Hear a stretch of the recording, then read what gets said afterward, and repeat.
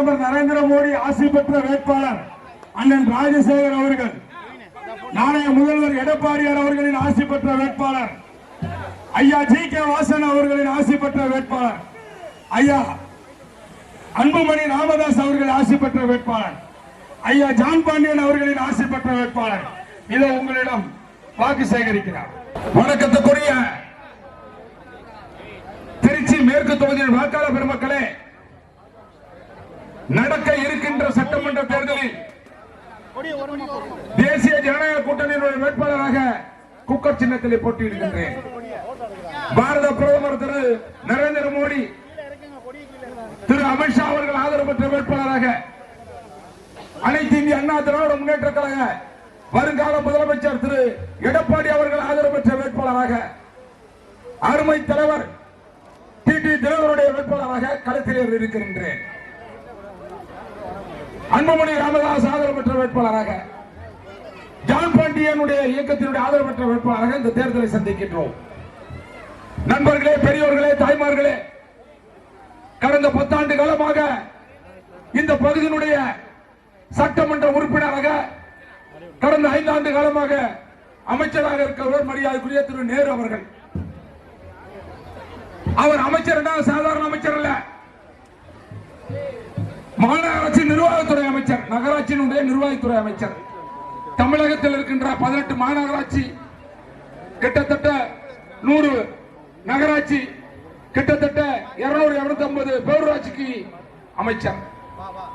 நண்பர்களை நீங்கள் நன்றாக புரிந்து கொள்ள வேண்டும்.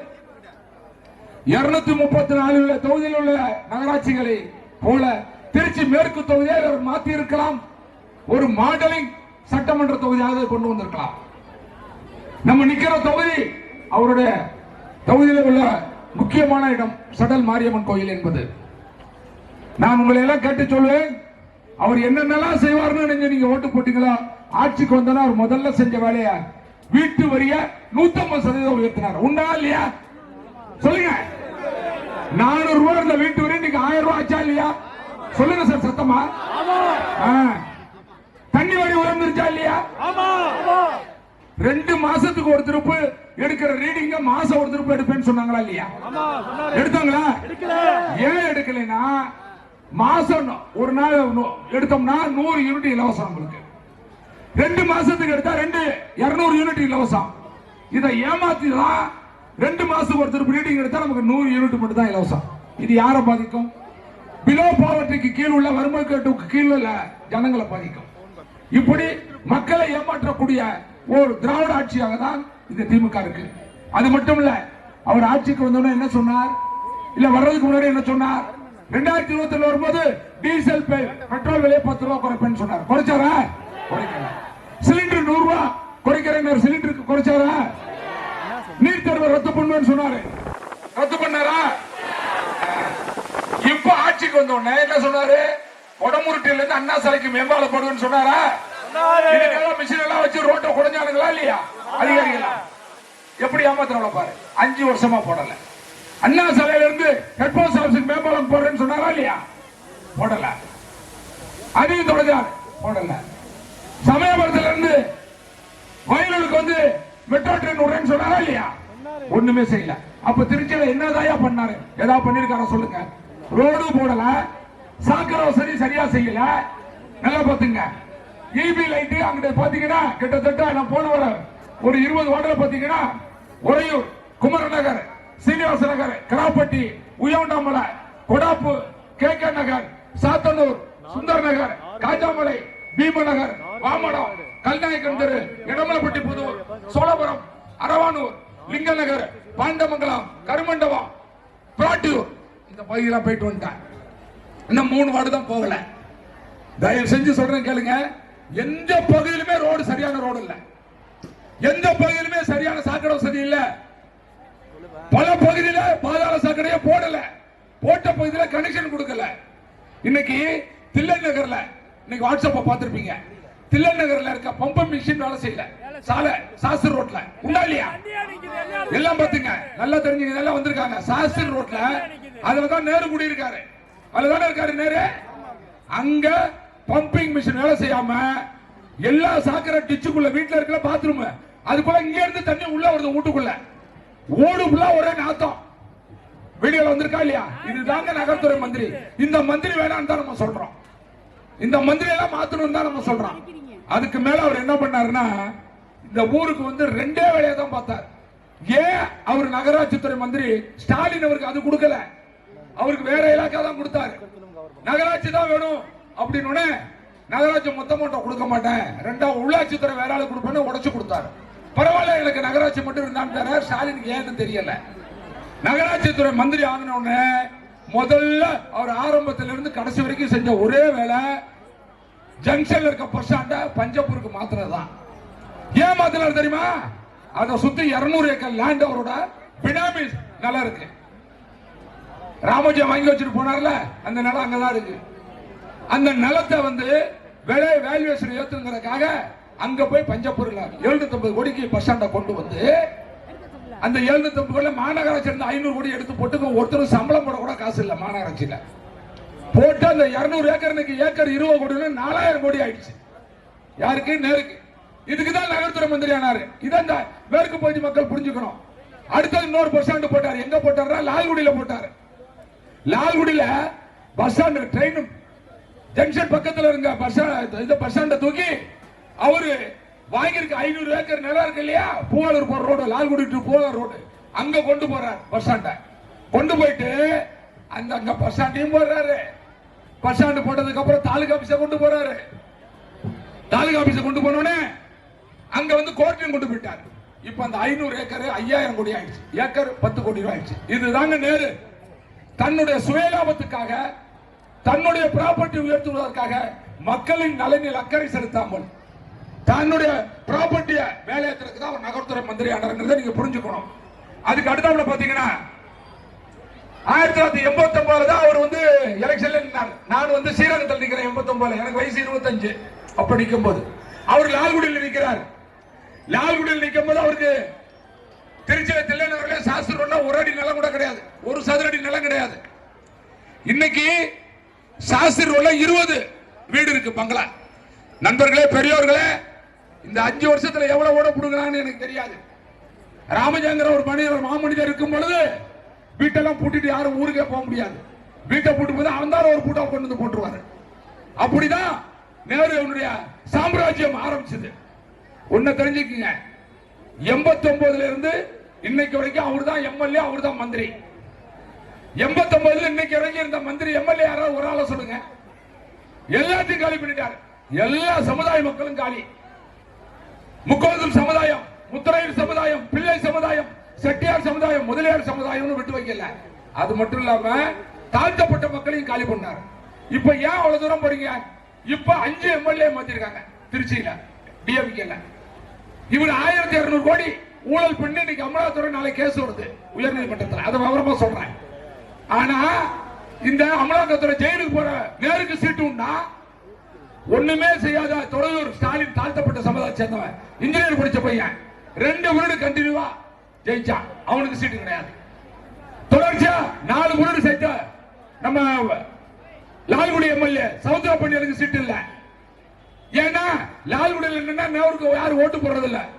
அந்த பாலண்ட தோத்தாரு, டீ கடை பாலண்ட தோத்தாரு, காய்கறி வியாபாரம் பெரிய கடை வச்சிருந்த லோகம்பல்ட தோத்தாரு. அங்க அவருக்கு யாரும் ஓட்டு போடுறது இல்ல. அதே மாதிரி இங்க பழனியாண்டி எடுத்துங்க, பழனியாண்டி ஜெயிச்சிருவான்னு பழனியாண்ட கால பண்ணி வேற ஆள போறாரு, பழனியாண்டி சொந்தக்காரன் போடுறாரு. அங்க காடுவண்டி தியாகராஜ மாவட்ட செயலாளர், அவரை தூக்கிட்டு அங்க வேற செல்வராஜ் பையனை போடுறாரு. நீங்க நல்லா கவனிச்சுக்கணும். செல்வராஜ் மந்திரி கூட இருந்தவன் தான் காடுவண்டி தியாகராஜன்.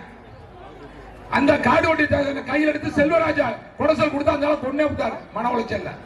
இன்னைக்கு அதே காடுவண்டி தியாகராஜனை காலி பண்றதுக்கு செல்வராஜ் பையன் இறக்கி விடுறாரு. நேரோட புத்தியை பார்த்துங்க. இப்படித்தான் அவன் கண்ணை அவன் வரல கொண்டு அவங்க கண்ணை குத்துறது. இதான் நேரோட வேலை. இதையெல்லாம் திராவிட முன்னேற்ற கழக நண்பர்களுக்கு தெரியும். நான் உங்களுக்கு எல்லாம் கேட்டுக்கிறேன். 30 வருஷமா அவரால் ஓரம் கட்டப்பட்டவன், ஒதுக்கப்பட்டவன் திராவிட முன்னேற்ற கழகத்தில் எவ்வளவு பேர் இருக்கீங்க? நீங்க எல்லாம் இந்த தேர்தலில் வெளியே வரணும். நேருவின் சாம்ராஜ்யத்தை முடிக்க வேண்டும் என்றால், ஊழல்வாதியும் லஞ்சவாதியும் ஒழிக்க வேண்டும் என்று சொன்னால் நீங்க எல்லாம் வெளியே வந்து ஓட்டு போடணும். யாரு நீ எங்க யாருக்கு ஓட்டு போடுறீங்க யாரும் கேட்க போறது இல்ல. மறைமுக ஓட்டு தான், தாராளமா போடலாம். அதே மாதிரி பார்த்துட்டீங்கன்னா ஒரே எங்க பார்த்தாலும் போதை, எங்க பார்த்தாலும் கஞ்சா.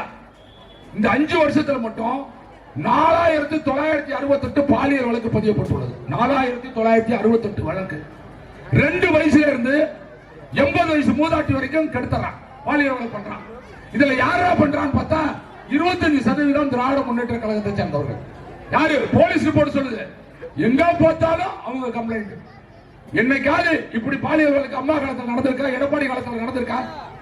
பாலியல் வழக்கு அதிகம் வந்தது இந்த திராவிட முன்னேற்ற கழக அரசு. ஆகவே இந்த அரசு தமிழகத்தில் இருந்து அப்புறப்படுத்த வேண்டும். அதுக்கு அடுத்தாப்புல பார்த்துக்கிட்டீங்கன்னு வச்சுங்க, கொலை கொள்ளை இந்த 5 ஆண்டு காலத்துல 8900 கொலை நடந்திருக்கு. நல்லா பாத்துங்க. ஒரு கொலை 2 கொலை இல்ல, படுகொலைகள் 8900 கொலை. இந்தியாவிலே அதிகபட்சமா கொலை நடந்த ஊரு நம்ம தமிழ்நாடு. இதுக்கு என்னடா காரணம்னா பாத்துக்கிட்டீங்கன்னு வச்சுங்க, இந்த போதையும் கஞ்சாவும் தான் காரணம். நான் உங்களை எல்லாம் கேட்கிறேன், 1000 ரூபாய் கொடுத்து இந்த பெண்களை எப்படி ஏமாத்துறாரு தெரியுமா?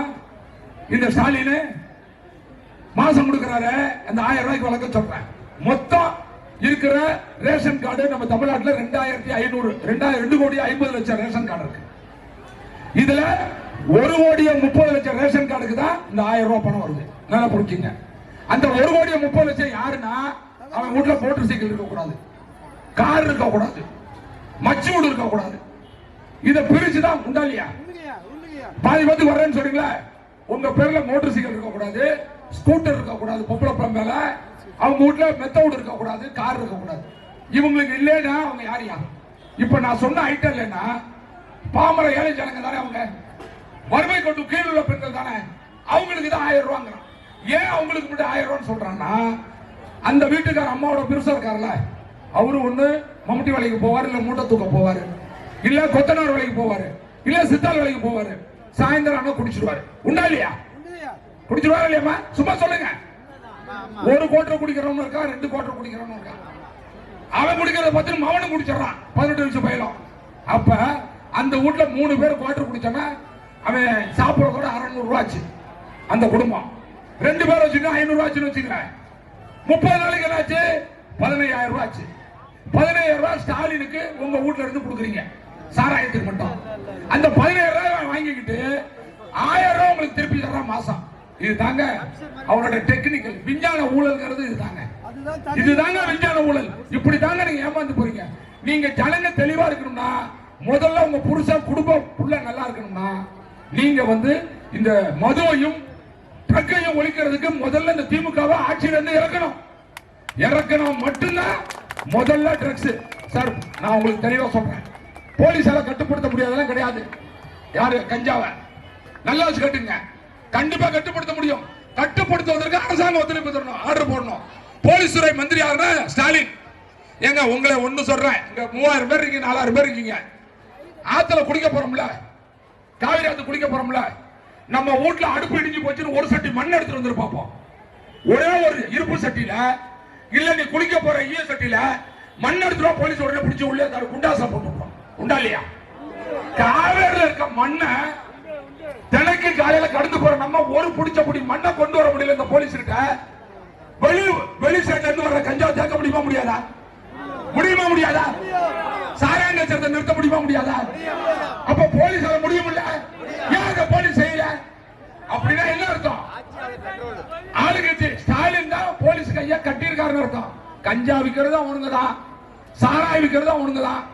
எங்க சாராய கடையில போர்டு போட்டிருக்கான், குடியை கெடுக்கும் சொல்லி இருக்கு. நல்லா பாருங்க, ஒரு கவர்மெண்ட், ஒரு அரசாங்கம், மக்களை வாழைக்கக்கூடிய அரசாங்கம் குடியை கெடுக்கும் அப்படின்னு போட்டுட்டு கீழே குவார்டர் 140 ரூபாய், ஆஃப் 300 ரூபாய், முக்கால் 750 ரூபாய், ஃபுல்லு 1000 ரூபாய். என்னடா வேலை? அப்பமா செய்யற வேலையா? யோசிச்சு பாருங்க. குடியை கெடுக்கும், உயிரை குடிக்கும் போட போட்டுட்டு நீயே சாராய வித்தா என்ன அர்த்தம்? நீ சாராய வித்தா ரைட்டுங்கிற, கள்ள சாராய வித்தா அவனை குண்டாசுல போடுற. சரி, எப்படா அங்க கள்ளக்குடியில செத்தா 60 பேர்னு பார்த்தா கள்ள சாராயம் காய்ச்சறதை நிறுத்த முடியாது. அதனால போலீஸ் விட்டு அவங்களே விஷத்தை கலந்து விட்டானுங்க ஆளுங்கட்சிக்காரன். 80 பேர் செத்து போயிட்டா தாழ்த்தப்பட்ட மக்கள். அப்படியே என்ன அர்த்தம்? எவனுக்கு கள்ள சாராயம் குடிக்க கூடாதுன்னு அர்த்தம், குடிச்சா கலந்து விட்டுருவானுங்கன்னு அர்த்தம். அதுக்குதான் அந்த சாவு. புரியுதா? ஏன்னா அந்த கள்ளக்குறிச்சியில ஒயின் ஷாப் ஓடல. ஏன்டா ஓடலன்னு கேட்கிறான் மேனேஜரை, மேல இருந்து கேட்கிறான். சார் அங்க கள்ள சாராயம் ஓவர் ஓடு சார், பட்ட சாராயம் மலையில இருந்து காய்ச்சறானுங்க சார். அப்ப ஒண்ணு பண்ணு, காய்ச்சல் விஷத்தை கலந்து விட்டு எல்லாம் செத்து போயிருவான், ஒருத்தரும் குடிக்க மாட்டான்னு சொல்லி அங்க கலந்து விட்டாங்க. அப்படி செத்த ஜனங்க தான் நம்ம ஜனங்க. அப்ப ஊர்ல இருக்க எவன் செத்தாலும் பரவாயில்ல, ஸ்டாலின் குடும்பம் மட்டும் நல்லா இருக்கணும் அப்படின்னு நினைச்சுதான் அந்த ஆட்சி இருக்கு. அந்த ஆட்சியை நம்ம வீட்டுக்கு அனுப்பணும். புரியுதா? புரியுதுங்களா?